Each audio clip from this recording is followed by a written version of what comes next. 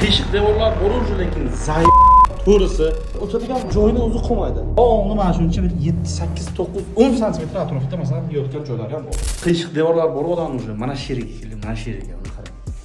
Mana bu yerda hozir qarang. Mana bu lazer mana. Bu tarafini ham ko'rsatdi. O'tgan safar nedrazumida bo'lgan, mana bu yerda urib turibdi. 0 degani. Bundan keyin yarim santimetr kamda chiqadi. 1 santimetr atrofida. Buni qarang. Bu taraf bo'lsa agar o'g'li mana shuncha bir 7, 8, 9, 10 santimetr atrofida masalan yotgan joylari ham bor. 90 gradus shuni chiqaramiz desak agar 10 santimetr o'tmaydi. Nimani hisobiga? Mana bu yer 0, u yer tekkani ham ko'rsatdi, mana bu yer ham poli 0. Yo, mayli to'ldirish muammo emas. Buni to'ldirgandan keyin uni tutishi, setka qilamiz, bo'lib tutdi deyilgan. Mana bu yerda o'zi spani berilgan. Spani o'zi tak-tak 270 260 bo'lib yotibdi. Hozir mana shuncha 7-8 santimetr chiqarsak, ertaga markadan keyin mana bu yerda o'zi polni karavot bo'lsa agar o'tadigan joyini o'zi qolmaydi. 10 santimetr o'rban bo'lib yotibdi.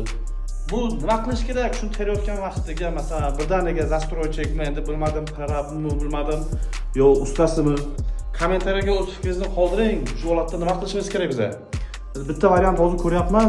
Shu tepasini o'zi bitta addini korb qilamiz, boshqa varianti yo'q menimcha.